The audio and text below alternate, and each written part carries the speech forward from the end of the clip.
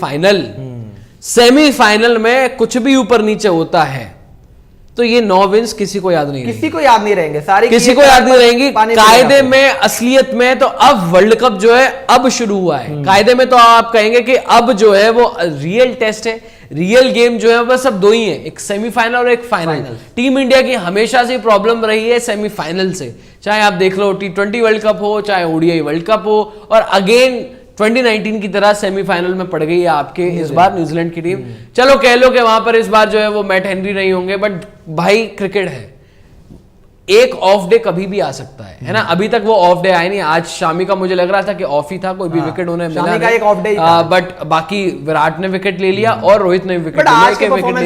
आज के परफॉर्मेंस में मैं जज नहीं कर रहा हूं, बट हो सकता है कि अगर यही ऑफ डे है वो ना आए, सेमीफाइनल में ना आए। बट अब सेमीफाइनल जो होगा आपका 15 तारीख को इन वानखेड़े, वहां पर यही परफॉर्मेंस चाहिए, इसके अलावा डोमिनेटिंग विक्ट्री चाहिए वहां पर, क्योंकि अगर ऊपर नीचे कुछ भी होता है तो ये मायने नहीं रखता है कि आपने लीग मैचेस में टॉप पर फिनिश किया था या नहीं किया था। अल्टीमेटली विनर याद रखा जाता है। इंडिया ने by the way 19 world cup में भी टॉप पर फिनिश किया था। WTC के चैंपियन जो आपकी पॉइंट्स टेबल होती है वहां पर भी टॉप पे फिनिश करती है। बट याद क्या रखा जाता है? याद रखा जाता है कि कौन विनर था। रोहित शर्मा ने भी एक इंटरव्यू में बोला था, भाई मुझे ट्रॉफी दिख रही है, बस मुझे और कुछ नहीं दिख रहा। जसप्रीत बुमराह आ गए भाई, 17 विकेट हो गए, 16 शामी के, 16 रविंद्र जडेजा के, कुलदीप 14 विकेट और सिराज 12 विकेट। आप देख लो 32 और कितने हो गए यहाँ पर, 26 हो गए, 32 और 14 तकरीबन यहाँ पर 60 विकेटें जो है वो पांचों में मिला के लिए तकरीबन 60 के आसपास लगा लो। और यही 5 कड़ी है जिसकी वजह से मैं इस बार कॉन्फिडेंट हूं कि इस बार शायद वो जो सेमीफाइनल का हर्डल जो हम नहीं पार कर पा रहे हैं, 2015 में नहीं हुआ, 2019 में हार गए, 2023 में शायद वो कहानी बदल सकती है मेरे हिसाब से। क्योंकि बॉलिंग अल्टीमेटली देखो, बैटर्स आपके अच्छा करेंगे, बैटर्स आपको मैचेस जिताएंगे, लेकिन बॉलर्स आपको टूर्नामेंट जिताते हैं। और बॉलर अगर आपका फॉर्म में चल रहा हो, और यहां पर तो एक नहीं सभी अपने तरह से कंट्रीब्यूट कर रहे हैं, अच्छे इंपॉर्टेंट स्टेजेस पर कंट्रीब्यूट कर रहे हैं। और आपने जितना भी संभव किया इंडियन टीम के टूर्नामेंट को, जैसे जैसे 9 मैचेस के बारे में बताया आपने, हर एक पॉइंट में एक ही चीज बताई, हमने पुल बैक किया। चाहे आप न्यूजीलैंड वाला आपने बताया हो, चाहे आपने इंग्लैंड वाले 100 रन का मार्जिन देख लो, जो वहां पे भी स्कोर इतना कोई ज्यादा बनाया नहीं था, 230 100 रन से जीते थे। इंग्लैंड वाला मैच भी है, न्यूजीलैंड वाले में 1.5 समय लग रहा था 320, पुल बैक की बॉलिंग एक्सेप्शनल रही है भाई। ऑस्ट्रेलिया वाला मैच 1 समय 5 मैच था, बैटिंग से ज्यादा बॉलिंग से जीते हो। बांग्लादेश का गेम आप याद कर लो, कैसे ऊपर से लग रहा था यार ये तो कहीं 300 आउट ही नहीं हो रहे। वहां पे देख लो आपने कितने बेहतरीन रूप से बांग्लादेश को भी रोक दिया। तो ओवरऑल बैटिंग तो क्लिक कर गई है। बैटिंग में तो आप देख लो विराट कोहली नंबर 1 बैटर चल रहे हैं ओडीआई वर्ल्ड कप में, सबसे ज्यादा रन उनके हैं। रोहित शर्मा भी टॉप 5 में है। बॉलर्स में आप देख लो तो सभी ने चिप इन किया है, वो टॉप 5 में वहां पे। लेकिन बॉलर्स में आपको ज्यादा नाम दिखेंगे नहीं, टॉप 5 की बात कर रहा हूं। लेकिन ओवरऑल अगर आप देखोगे ना पूरी इंडियन टीम के कलेक्टिव एफर्ट को एज अ बॉलिंग यूनिट, ये टीम उस लिहाजे से बाकी टीमों से बहुत आगे है। न्यूजीलैंड की आपने बात की, न्यूजीलैंड के पास भी क्वालिटी बॉलर्स हैं। न्यूजीलैंड के पास ट्रेंट बोल्ट है जो नई गेंद के साथ विकेट ले सकता है। न्यूजीलैंड के पास टीम सऊदी भी आ चुके हैं जो गेंद को हिला सकते हैं। फिर उनके पास लॉकी फर्गूसन है जिनके पास शेयर पेस है। इनके पास वैरायटी है। मिचेल सेंटनर है जो इस टूर्नामेंट में अलग ही तरीके की गेंदबाजी कर रहे हैं। हर मैच में 2-3 विकेटें कहीं नहीं गई उनकी, हर मैच में आते हैं विकेट लेकर जा रहे हैं। और हो सकता है इंडिया के अगेंस्ट ये सोडी को भी खिला दे, क्योंकि लेग स्पिनर वो सोडी जब भी हमारे अगेंस्ट आता है पता नहीं अचानक से अच्छा करने लग जाता है। चाहे वो जैसा जो मर्जी बाकी टीमों के खिलाफ जैसा भी कर ले, हो सकता है ये वो भी कर सकते हैं। लेकिन अगर आप कंपेयर करो ना इस समय पर न्यूजीलैंड की बॉलिंग और इंडिया की बॉलिंग, तो अभी आपको लगेगा कि आपको खुद डिफरेंस पता लग जाएगा। उनके लिए सेंटनर कर रहा है, लेकिन ट्रेंट बोल्ट को उतनी विकेटें नहीं मिली है। मैट हेनरी जो लगातार अच्छा कर रहा था इस समय पर नहीं, इंजर्ड है। लॉकी फर्गूसन के पास पेस जरूर है, लेकिन वो भी मार खाता है तो सबाब की तरह मार खाता है। टिम साउदी का भी इंजरी कंसर्न रहा था शुरुआत में, अभी वो आए हैं और आते ही आप अगर एक्सपेक्ट कर लो कि बहुत अच्छी बॉलिंग करने लग जाएंगे, क्वेश्चन मार्क है अभी भी उधर। लेकिन इंडियन फ्रंट पे आप देखो तो सवाल नहीं है बॉलिंग यूनिट में। जहां तक बैटिंग की बात आती है, बैटिंग में भी आपके सारे प्लेयर्स इनफॉर्म चल रहे हैं इस समय पर। खराब दिन देखो, खराब दिन किसी का भी आ सकता है, पॉइंट से ये खराब दिन किसी का भी आ सकता है, लेकिन मेरे हिसाब से इससे ज्यादा खराब नहीं हो सकता जो आपने ऑस्ट्रेलिया वाले गेम में फेस कर लिया था। ऑस्ट्रेलिया वाले गेम में तीनों टॉप ऑर्डर के बैटर का खाता नहीं खुला था। रोहित भी 0 पर आउट हो गए थे, गिल भी, किशन भी 0 पर आउट हो गए थे, श्रेयस अय्यर भी 0 पर आउट हो गए थे। इससे बुरा तो कुछ नहीं हो सकता है। आपको क्या लगता है? इससे भी बुरा तो नहीं हो सकता ना कुछ। एक बार आपने वो खराब दिन देख लिया, वहां से आप निकल गए, तो मुझे लगता है कि इससे ज्यादा कुछ खराब नहीं हो सकता था इंडिया के साथ। आज भी देख लो, आज भी वो 6th बॉलिंग ऑप्शन का अचानक से रियलाइज होना और फिर लगातार आपने चेंजेस देख लिए। रोहित शर्मा को ये भी पता लग गया कि चलो अगर कहीं मैं फंस जाऊं तो मेरे लिए छठा बॉलर कौन हो सकता है। तो सवाल आज भी सवाल के जवाब आपको मिल गए।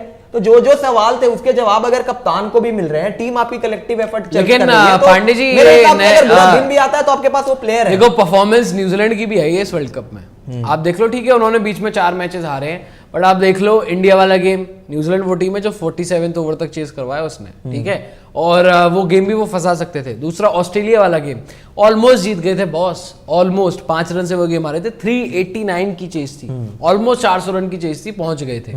ये 2 गेम मैंने गिना दिया आपको, अगर ये दोनों गेम कहीं ना कहीं न्यूजीलैंड जीत गई होती तो आज न्यूजीलैंड जो है वो टॉप पर होती है, टॉप पर नहीं तो ये नंबर 2 पर होती, ठीक है बॉस। तो ओवरऑल परफॉर्मेंस अगर मैं देखूं तो फिर बाद में इनके लिए पड़ गया एक पाकिस्तान वाला फखर जमा की इंडिविजुअल ब्रिलियंस, चलो मैं वो गिनता नहीं हूं। तो ओवरऑल न्यूजीलैंड की परफॉर्मेंस इस वर्ल्ड कप में बढ़िया रही है, अच्छी रही है। और तो ये आपके लिए केक वॉक इतना आसान नहीं होगा, हमेशा से ही चैंपियंस ट्रॉफी, हमेशा से ही सेमीफाइनल्स या फाइनल, चाहे आप चैंपियंस ट्रॉफी का देख लें, चाहे हम देख लें वर्ल्ड कप का देख लें, हमेशा से आपके लिए यही हर्डल रही है। लीग मैचेस आपने बढ़िया किया है, लग रहा है आपको, देखो इस बार कॉन्फिडेंस तो है, घर में कंडीशन आपको पता है जिस तरीके से सब खेल रहे हैं। श्रेयस को देख लो, श्रेयस के ऊपर सवाल उठे थे, 3 मैचेस लगातार उसने परफॉर्म करके दिखा दिया, और बीच बीच में परफॉर्म भी कर रहा था। 400 बन गए उस बंदे के भाई, 400 रन स्कोर किए। 400 भी एक माइलस्टोन होता है, 400 भी एक सर्टेन एक स्टैंडर्ड होता है वर्ल्ड कप में परफॉर्मेंस का। 400 उन्होंने वहां पर बना दिए। उसके बाद आप देख लें केएल राहुल को आज नीचे से आके फास्टेस्ट 100 बना दिया इंडिया के लिए। सूर्या की जब बैटिंग आई, सूर्या ने न्यूजीलैंड के अगेंस्ट वो जो उनके 49 रन, न्यूजीलैंड के अगेंस्ट या अगले इंग्लैंड के अगेंस्ट ट्रिकी विकेट पर 49 रन उन्होंने किए सूर्य कुमार यादव ने। तो आप वो देख लें जो उन्होंने वहां पर रन्स करके दिए। तो हर प्लेयर का कंट्रीब्यूशन आप देख लो, टॉप टू बॉटम हर किसी का कंट्रीब्यूशन है। सेम न्यूजीलैंड के पास भी हर प्लेयर का कंट्रीब्यूशन है, चाहे रविंद्रा हो, चाहे चाहे रविंद्रा हो, चाहे उसके बाद आपके विलियमसन हो। विलियमसन के भी जब आए टुकड़ों में उनकी परफॉर्मेंस आई है, चाहे आपके लिए डैरेल मिचेल हो, कोई भी हो। तो न्यूजीलैंड वाला गेम भी आसान तो नहीं होगा, देखो आसान नहीं होगा, सही बात है। सैमुअल भाई की पहले सैमुअल बोल रहे हैं, नितिन भाई और पांडे भाई, ये तो पैनिक मोमेंट है अब हमारे बॉलर्स का, न्यूजीलैंड के विकेट ले पाएंगी। अब डर लग रहा है कहीं हार ना जाए न्यूजीलैंड से। वही बात है भाई, एक डर तो हमेशा रहेगा ही आपके अंदर, क्योंकि इतना वो बोलते हैं ना कि दूध का जला छाछ भी फूक फूक कर पीता है ना। तो वो 10 साल से जो हम फाइनल सेमीफाइनल जो हम हारे हैं लगातार, वो डर तो अंदर रहेगा ही, और वो डर हमारे अंदर भी है, इसीलिए हम इतना ज्यादा तवज्जो दे रहे हैं, इतनी ज्यादा बातचीत। हालांकि देखो पैनिक मोमेंट कोई नहीं है, पैनिक कुछ करने की जरूरत नहीं। 9 में से 9 जीते हो आप और कन्विंसिंग विक्ट्री से कहीं पर फंसे हो तो पुल बैक आपने किया है। बट जो पास्ट आपके साथ चलते हुए आता है वो कहीं ना कहीं आपको, जब आप एक जगह पर पहुंचते ना तो डर का माहौल जरूर बनाता है। वही प्रॉब्लम जो है यहाँ पर हुई सबको लग रही है, बट मेरे ख्याल से निकाल ले, देखो निकाल ले सकते हैं। और एक ही पॉइंट है, केक वॉक जो आपने बोला था, केक वॉक तो नहीं होगा, आसान नहीं होगा, बट यार आसानी से आपको वर्ल्ड कप की ट्रॉफी भी तो नहीं मिलती ना। मुश्किल चुनौतियों से पार करके ही आपको अगर ये ट्रॉफी जीतना है तो सबको हराना पड़ेगा। सामने न्यूजीलैंड हो, ऑस्ट्रेलिया हो, साउथ अफ्रीका हो, जो मर्जी जो भी टीम हो, अगर आपने वर्ल्ड कप जीतना है, लीग मैचेस में वन साइडेड डोमिनेट कर लिया ठीक है, लेकिन असली टेस्ट तो अभी है, असली टेस्ट तो नॉकआउट है। हर कोई यही देखना चाह रहा था ना इतने दिनों से। देखो टूर्नामेंट में इंडिया अच्छा करेगा, रॉकेट साइंस नहीं थी, सबको पता था कि इंडिया अच्छा करेगा, लगभग ज्यादातर लोगों को पता था। हालांकि कुछ लोग तब भी शक कर रहे थे कि जी आप कैसे बोल रहे हो, अभी ये कैसे बोल रहे हो, ये टीम तो नॉकआउट से पहले ही बाहर हो जाएगी। बहुत कमेंट भी आ रहा था ना उस टाइम पे, नेगेटिव कमेंट कि ये तो आप लोग पता नहीं किस तरीके से एनालिसिस करते हो, इंडियन टीम कहीं नहीं, आप देखना सेमीफाइनल से पहले ही बाहर हो जाएगी। लो जी, टॉप करके पहुंची है, 9 में से 9 जीत हासिल कर लिया इंडिया ने। तो बात यह है कि ये पता था कि ये सेमीफाइनल तो हम खेल रहे हैं, लेकिन सेमीफाइनल का हर्डल किस तरीके से पार होगा ये देखने वाली बात है। और टूर्नामेंट में बहुत अच्छा किया, सारे प्लेयर्स इन फॉर्म है। एक चीज जो मुझे लगता है कि अगर इंडिया प्रेशर अपने ऊपर ना ले, जो सौरव गांगुली ने भी एक बहुत दिन पहले एक स्टेटमेंट दिया था कि बिंदास होकर खेले।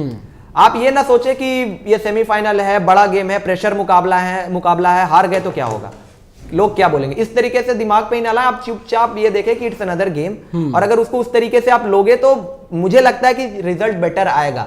इंडिया को अगर कोई इस समय पर हरा सकता है जिस तरीके से ये टीम खेल रही है, खुद इंडिया अपने आप को हरा सकती है। प्रेशर अगर बहुत ज्यादा ले लिया अननेसेसरी कि यार इतने एक्सपेक्टेशंस हैं, यहाँ पे हम खेल रहे हैं, इंडिया में वर्ल्ड कप हो रहा है, ये सारी चीजें अगर दिमाग में आ गई, वानखेड़े में हमने वर्ल्ड कप जीता था 2011 में, यहाँ पर हमारा सेमीफाइनल पड़ गया, ये सारी अगर चीजें आ गई तब भी कोई कुछ ऐसा कुछ होगा। वरना अगर आपने एक अनदर गेम के तौर पर लिया, जैसे रोहित शर्मा ही बोल रहे थे, one step at a time, अगर आपने उसी तरीके से गेम को अप्रोच किया, जो कि ये करेंगे जिस तरीके से रोहित शर्मा का माइंडसेट है, जिस तरीके के वो कप्तान है, जिस तरीके की उनकी सोच रही है, जो हमने आईपीएल में भी देखा है और इधर भी इंटरनेशनल में भी, जो हमने जब भी उन्होंने एशिया कप जिताया, जब निदास ट्रॉफी हम जीते थे, तब भी हमने देखा था रोहित शर्मा का ये माइंडसेट रहा है, वो इसी तरीके से चलते हैं। और वो जो दूर की सोच रखने वाली बात होती है, आज भी जिस तरीके से सिक्स बॉलिंग ऑप्शन को ढूंढा तुरंत, वो दिखाता है कि रोहित शर्मा के माइंड में चल रहा है, अल्टीमेटली वो आगे की सोच रहे हैं, हर प्लान है उनके पास। आज के गेम को लेकर वो उनको कोई फिक्र नहीं थी, वो तो आगे का देख रहे थे कि अगर अगले मैच में जरूरत पड़ेगी तो क्या करूंगा, अगर वो जीत गया फाइनल में जरूरत पड़ेगी तो क्या करूंगा।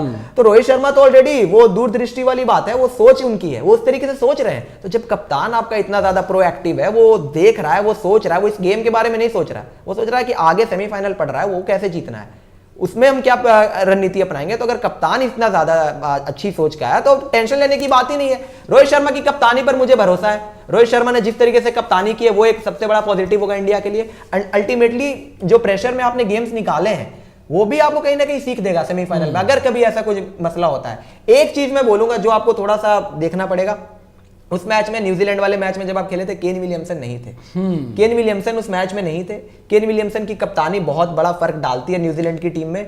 न्यूजीलैंड की टीम में केन विलियमसन का होना ही बहुत बड़ा स्ट्रेंथ है, एज अ प्लेयर भी होना बहुत बड़ा स्ट्रेंथ है, क्योंकि बैटर भी वो बहुत हाई क्लास क्वालिटी के हैं। इंस्टॉलमेंट पे खेला है वर्ल्ड कप, लेकिन जब भी खेला है बड़े रन्स किया है। तो Kane Williamson as a captain, as a leader, और इंडिया के अगेंस्ट हमेशा चलता है एज अ बैटर। और वो सेमीफाइनल का मुकाबला भी आपको याद होगा, केन विलियमसन ने पार्टनरशिप किया था रॉस इंडिया के अगेंस्ट हमेशा चलता है। ये एक पॉइंट है, केन विलियमसन से आपको थोड़ा सा देख के चलना पड़ेगा, उनके लिए प्लानिंग करनी पड़ेगी, क्योंकि ये इस तरीके के बैटर्स होते हैं ना कि विलियमसन का अगर दिन हो गया तो विलियमसन भाई फिर वो 50 वाला प्लेयर नहीं, दिन पे अपना वो 100 बनाता है और टीम को जिताता है। लेकिन अब बात